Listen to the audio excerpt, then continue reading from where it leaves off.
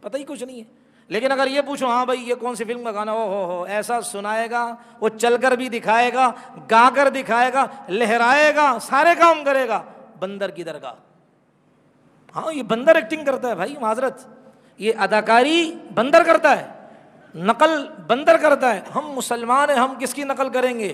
جناب محمد الرسول اللہ، جس کے لیے ساری کائنات اللہ نے بنائی ہے. سمجھ میں آ رہی بات؟ نہیں آ رہی؟ کہاں سے کہاں بات نکل گئی یار. تو رسول اللہ صلی اللہ علیہ وسلم نے کیا ہے وہ، ہاں یہ لب ڈب پر بات آئی نا کہ وہ انہوں نے کیسے بات چھپائی. یہ لب ڈب کر رہا ہے، لب ڈب نہیں کر رہا، یہ دل کہہ رہا ہے رب رب رب، ہمارا پالنہار، ہمارا پالنے والا ایک اللہ ہے، یہ کہہ رہا ہے. اب یہ مسئلہ آتا ہے، چلے مسئلہ بھی سن لیں کہ بھئی یہ جو تر شاخوں کی کرامت نہیں ہے. ارے ان شاخوں کو ہاتھ کس کا لگا ہے؟ اس ہاتھ کی کرامت ہے. وہ ہاتھ ہے آمنہ کے لال، عبداللہ کے لختی جگر، جناب محمد الرسول اللہ صلی اللہ علیہ وسلم کا. یہ اس ہاتھ کی برکتیں تھیں. ٹھیک ہے تم آج وہ ہاتھ لا کر دکھا دو، ہم کہہ دیں گے کہ ان قبر والوں کو اللہ عذاب کیا کر دے گا، کم کر دے گا. نہیں کر سکتے. دوسری بات یہ کہتے ہیں جی اللہ والوں پر پھول ہم اس لیے ان کی قبروں پر رکھتے ہیں، مزارات پر رکھتے ہیں. بات چھڑ گئی تو عرض کر رہا ہوں، اس لیے رکھتے ہیں کہ جی آپ علیہ السلام نے تر شاخیں رکھی. پہلے یہ بتاؤ آپ علیہ السلام نے وہ تر شاخیں کن کی قبروں پر رکھی ہیں؟ وہ اللہ والے تھے. نبی علیہ السلام نے کیا فرمایا؟ یہ وہ تھے جو چغل خوری کرتے تھے، یہ وہ تھے جو پیشاب سے بچتے نہیں تھے ان کے.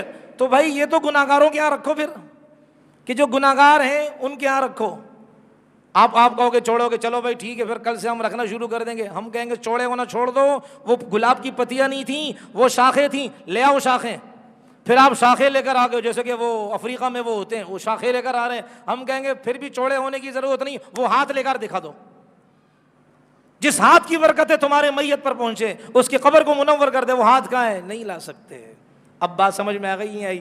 یہ ہے حدیث فہمی، حدیث دانی. مسائل کو اس کی جگہ پر فٹ کرنا، منطبق کرنا، یہ کس کا کام ہے؟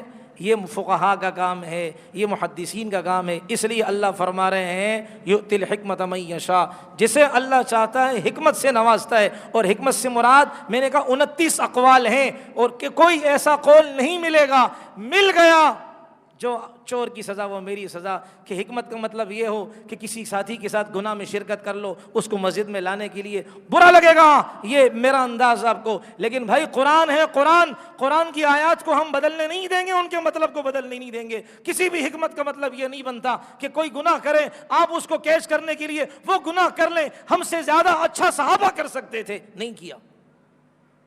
صحابہ کر سکتے. اللہ نے قرآن میں فرما دیا قل یا ایھا الکافرون، اے کافرو لا اعبد ما تعبدون. اے محمد آپ کہہ دو اے کافرو لا اعبد ما تعبدون، جس کی تم پوجا کرتے ہو، پرستش کرتے ہو، عبادت کرتے ہو، میں نہیں کروں گا، ابھی بھی نہیں کرتا ہوں، حالن و وعالن، آئندہ بھی نہیں کروں گا. تم مجھ سے یہ توقع مت رکھو کہ محمد اور محمد کے غلام تمہاری بات مان کر، تمہارا انداز اختیار کر کے تمہیں قریب کرنے کے لیے تمہاری باڈی لینگویج استعمال کریں، تمہارے رسومات استعمال کریں. لا اعبد ما تعبدون، ورنہ قرآن کی اس آیت کو نکال دو بھائی. جب تک قرآن رہے گا تا قیامت رہے گا میرے اللہ کا فرمان. اس آیت کا مطلب کوئی نہیں بدل سکتا، ورنہ تو ہم نے مطلب بدل دیا. تو میں نے عرض کیا حکمت کا کوئی ایک معنی بھی 29 قولوں میں سے نہیں بنتا کہ کسی ساتھی کے ساتھ حرام کام میں شریک ہو جاؤ اس ساتھی کو قریب کرنے کے لیے. ارے بھائی شراب اگر کپڑوں پر لگ جائے وہ پیشاب سے نہیں دھلتی. شراب کپڑوں پر لگ جائے پاک پانی لے آؤ دھو دو، ختم، پاک ہو گیا. اس لیے اگر کوئی غلط کام کر رہا ہے صاف مسئلہ بیان کریں. ہاں اس کی بے اکرامی نہ ہو، اس کی بے عزتی نہ ہو، اس کی عزت نفس کا بھی خیال رکھیں گے، لیکن مسئلہ شریعت کا بالکل واضح کریں گے. یہ تو کھیل بن جائے گا. اس لیے بھائی میں اپنی برادری والوں کو بھی کہتا ہوں یہ چاپلوس علماء، چاپلوسیاں مت کرو، اس منبر کا استعمال صحیح کرو. ان بیچاروں نے آپ پر بڑی توقعات رکھی ہوئی ہیں اور آپ صرف چند پیسوں کی خاطر ان کے عقیدوں کو برباد کرنے کے لیے اپنی دنیا خرید رہے ہو. حقیقت میں اپنی دنیا تو آپ خرید رہے ہو لیکن دوزخ کے انگارے بھی لے کر گھر جا رہے ہو. علم صحیح بتاؤ، اللہ کی مدد آئے گی انشاءاللہ. ایک حکمت کا معنی کیا ہے؟ حکمت کا ایک معنی آتا ہے علم. یؤتی الحکمت من یشاء، اللہ جسے علم چاہتا ہے دینا چاہتا ہے اللہ دیتا ہے، اور جسے اللہ کی طرف سے علم دے دیا گیا بس بہت بڑی خیر مل گئی، خاندان میں کوئی بچہ حافظ بن گیا، وہ پوری کائنات کو سینے میں محفوظ کر گیا، اب عالم بن رہا ہے، اس کی حوصلہ افزائی کرے، لیکن اس بچے کو بھی چاہیے تکبر نہ کرے کہ میں علم حاصل کر رہا ہوں، یہ سارے کیڑے مکوڑے، اسے بھی چاہیے انسان کا بچہ بن کر رہے۔ علم تواضع لاتا ہے، تکبر اگر لائے گا سمجھ لو تم شیطان کی نقش قدم چل رہے ہو۔ شیطان کے پاس علم تھا، آدم کے سامنے تکبر کیا، اللہ نے ذلیل اور خوار کر کے رکھ دیا۔ علم تکبر نہیں لاتا، علم تو عاجزی لاتا ہے۔ رسول اللہ صلی اللہ علیہ وسلم کی حدیث پاک ہے، عالم تو وہ ہے صحیح عالم، ہماری طرح نہیں روٹیاں پھاڑنے والا نہیں، ہماری طرح نہیں، صحیح عالم، ٹھیٹ عالم۔ وہ رسول اللہ صلی اللہ علیہ وسلم نے فرمایا ان العالم یستغفر له من فی السماوات ومن فی الارض حتی الحیتان فی جوف الماء، عالم تو وہ ہے جس کے لیے زمین و آسمان کی بری بحری ساری مخلوقات استغفار میں لگی رہتی ہے، کرے گی نہیں، لگی رہتی ہے، لگی ہوئی ہے، لگی رہے گی، یہ سلسلہ شروع ہے۔ اس عالم کے لیے ہے کہ جو عالم صحیح مسائل بیان کرے، دوبارہ کہہ رہا ہوں چاپلوسی نہ کرے۔ ان اللہ وملائکتہ یصلون علی معلم الناس الخیر، اس کا مفہوم یہ اللہ رحمت بھیجتے ہیں، اللہ کے فرشتے رحمت کی دعا کرتے ہیں اس انسان کے لیے، اس جماعت کے لیے، اس گروہ کے لیے جو لوگوں کو دین کے مسائل بیان کرتے ہیں، اللہ کی رحمتیں اترتی ہیں، اللہ کے فرشتے ہر وقت ان کے لیے دعا گو ہوتے ہیں۔ نبی علیہ الصلوۃ والسلام نے فرمایا، اب یؤتی الحکمت من یشاء ہے نا، جسے چاہتے ہیں اللہ حکمت دیتے ہیں، نہیں علم دیتے ہیں۔ آپ علیہ السلام نے فرمایا من یرید اللہ بہ خیرا یفقہہ فی الدین، جسے اللہ تعالیٰ بھلائی دے، جس کے ساتھ اللہ بھلائی کا معاملہ کرتے ہیں، جس کے ساتھ اللہ تبارک و تعالیٰ بھلائی کا معاملہ کرتے، دین کی سمجھ دیتے ہیں اسے۔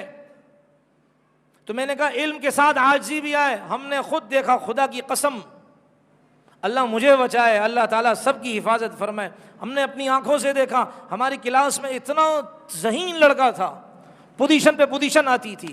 بعض لوگ سمجھتے ہیں حافظے کا تیز ہونا اللہ کے یہاں قبولیت کی نشانی ہے، نہ بھائی۔ مولانا سعید احمد خان صاحب رحمۃ اللہ علیہ، نام سنا ہے آپ نے؟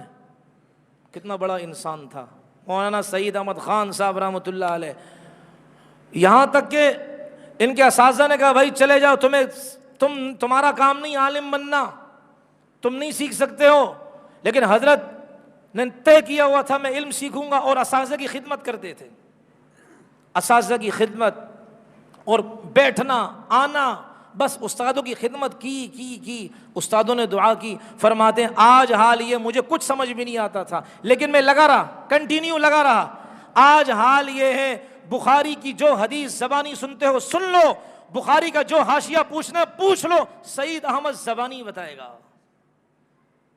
معمولی انسان تھوڑی تھا، معمولی انسان تھوڑی تھا۔ تو یہ علم تواضع لاتا ہے، اس لیے میں کہہ رہا ہوں کہ بھائی علم حاصل کریں لیکن تکبر نہ کرنا۔ تو میں اس اپنے ساتھی کی بات عرض کرنے لگا کہ وہ ہر امتحان میں پوزیشن، اور ہم تو ان کے سامنے کچھ بھی نہیں بھائی، اتنا تیز حافظہ تھا ظالم کا۔ بعد میں پتہ چلا فراغت کے بعد، ہاں ایک ان سے مسٹیک ہو گئی تھی بیچاروں سے، کہ انہوں نے میرے استاد، میری اولاد، میری نسل، ان کی در دولت پر ان کے بچوں کی غلامی کو اپنا فخر سمجھتی ہے، حضرت مولانا فضل محمد صاحب یوسف زئی دامت برکاتہم العالیہ، جن کا فراق آج بھی برداشت نہیں ہے۔ ایسے استاد اللہ تعالیٰ نے نوازا ہے ان کو، نبی کا نام فرماتے ان کی آنکھوں سے آنسو چھلک پڑتے۔ ایسے استاد بنوری ٹون کے، وہ میں عرض کر دوں اشاروں میں، ویسے بھی بڑا بدنام ہو گیا ہوں، میں اشاروں میں عرض کر دوں کہ یہ جو جس شخصیت کو ابھی تھوڑے دن پہلے کر دیا ہے نا نا اور پھر اہل، اور دونوں کو ملاؤ تو کیا بنتا ہے، تو اس وقت ہمارے استاد صاحب نے، ابھی یہ شخصیت کمپین پہ تھی الیکشن کے، اس نے کوئی الٹی سیدھی ہانکی تھی ادھر، ہمارے استاد نے حدیث پڑھاتے ہوئے ہاتھ اٹھائے تھے، اسی دن یہ کنٹینر سے نیچے گرا تھا وہ واقعہ۔ تو یہ وہ استاد ہے، ان کی بات میں عرض کر رہا ہوں، مولانا فضل محمد صاحب۔ انہوں نے، اس لڑکے نے ان کا مذاق اڑایا، فضلو، اور وہ کچھ اشعار بنائے تھے۔